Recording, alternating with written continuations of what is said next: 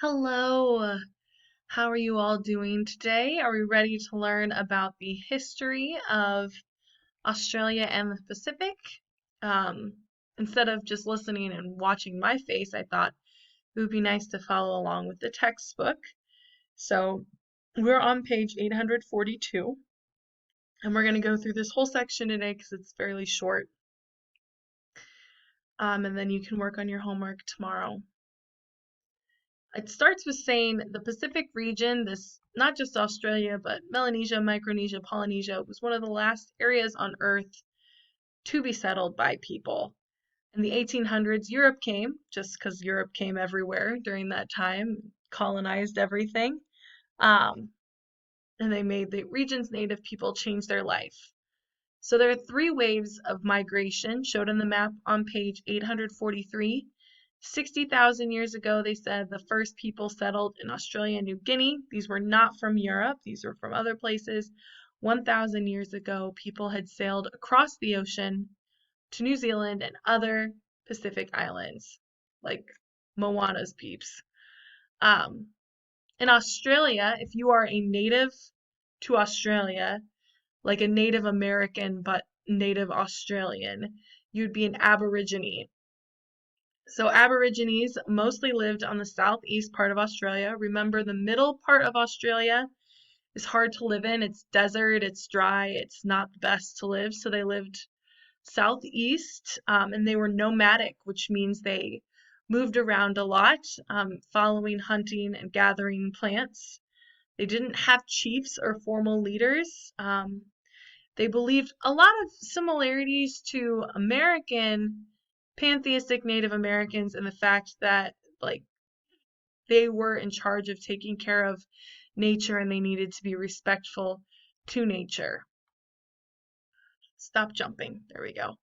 In Melanesia, which if you remember is right above Australia, um, those number of islands had isolated culture groups and they developed farming or agriculture 10,000 years ago. And in Polynesia, they had kingdoms go over several islands. So in Melanesia, one island was essentially a kingdom, but in Polynesia, like Hawaii, is groups of islands.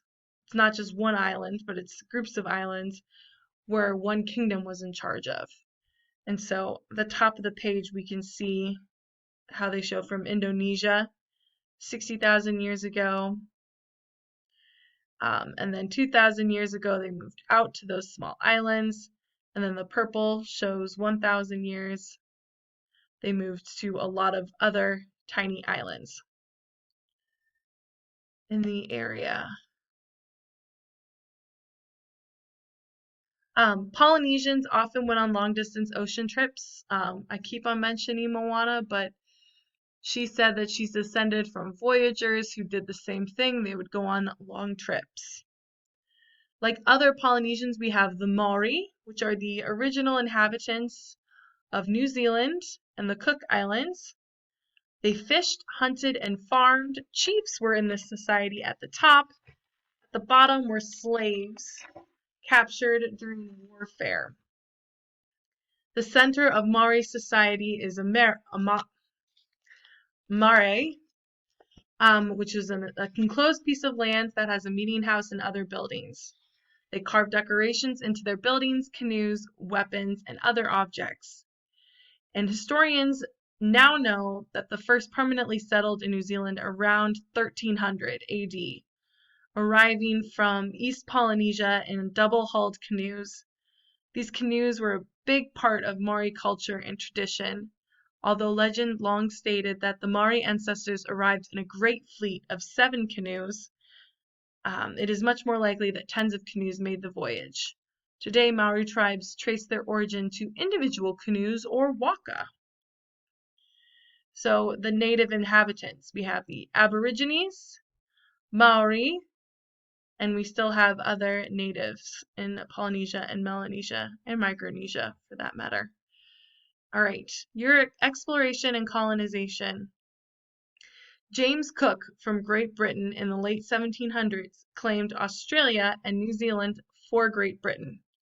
He said, in his journal, "In this extensive country it can never be doubted but what most sorts of grains, fruits, roots of every kind would flourish, and here is food for more cattle at all seasons of the year than can ever be brought into this country."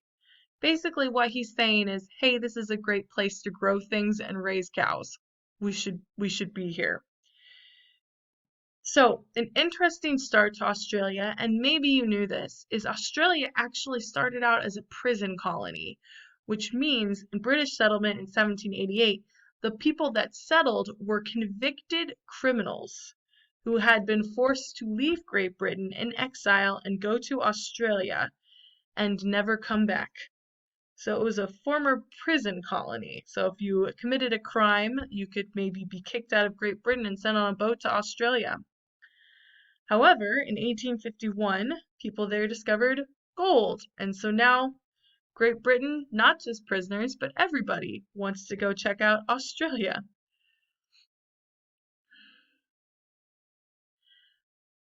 As British colonists came to Australia, they forced the Aborigines, the native Australians who were living in that area, away from their land. Just like what happened on our side of the planet with the Columbian Exchange spreading smallpox, unfortunately also in Australia, a lot of the Native Americans just didn't have the natural immunities to fight European diseases, and a lot of them died. The British also took advantage of their dwindling numbers of Aborigines and forced assimilation. That means British people required Aborigines to adopt British customs. So ethnocentrism is the attitude that one social or cultural group is better than all others. And we've had this a lot in American history and in this era in world history, with a lot of people wanting to colonize all throughout the world, is that they believe that their culture is superior or better to other people's culture, in this case the Aboriginal culture. And so they force the Aboriginals to have British culture and follow British customs, even though it's not what they want. And British colonists took Aboriginal children away from their families and forced them to live in institutions or with white families. And before you think that that's awful and Great Britain is awful for doing that, the United States did that too, with our Native Americans as well. Forced assimilation by taking children away from their tribes. We did that too. It did not continue into the 1960s, like this book said it did in Australia, but it was a fairly common thing to do, I guess, at that time. Then British settlers began to arrive in New Zealand in the early 1800s. They were attracted by the fertile soil and the come back here. Fertile soil and their access to harbors. The Maori, who are in New Zealand, fought just like the Aborigines fought against British people in Australia, but Britain eventually won the war. By the early 1900s, the United States, France, Great Britain, and Japan controls most of the Pacific Islands because we've all colonized them. For natural resources or for their location, the United States really wanted an open door to trade with Asia, not just Europe. The Micronesian Islands were a strategic midpoint between the United States and Japan, which was very important in World War II and in the Spanish-American War as well. Britain ruled its colonies with colonial governors. Other countries controlled their colonies with military force, through commercial companies. Like Hawaii, we had sugarcane owners kind of take over Hawaii for us. Colonizers introduced the concept of owning land instead of using land collectively as a whole. And remember, the Native Americans didn't necessarily believe in owning land, but yes. And some colonizers were missionaries. So a missionary is someone sent to another country by a church in order to spread its religious beliefs. So one of these colonies that the United States took over is Guam. And Guam we would consider Guam in Asia. The United States came into possession of Guam following the U.S. victory in the Spanish-American War, which you'll learn about in American history. Guam has been under U.S. control ever since 1898, except for a period of time when Japan was in charge of it. The U.S. military base on the island, used throughout the Vietnam War, remains very important to U.S. security. Guamanians are U.S. citizens but do not vote in American elections. The island's government is led by a popularly elected governor and a 15-seat one-house legislature.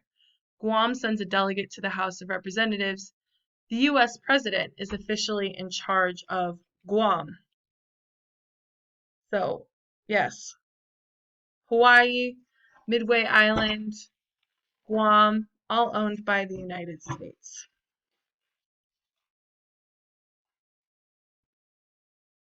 All right. One more final section. Australia and New Zealand, like Canada, peacefully gained their independence in early 1900s. Both belong to the British Commonwealth, like Canada, but are considered to be independent.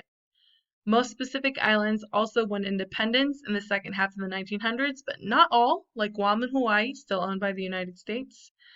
Western Samoa, American Samoa is also a territory owned by the United States, but Western Samoa, the nonviolent Mao movement worked for independence, and Samoa won that in 1962.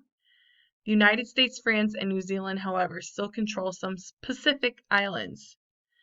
We have here Aborigines forcing to assimilate to Australian culture, British culture, and then we have them protesting government policies.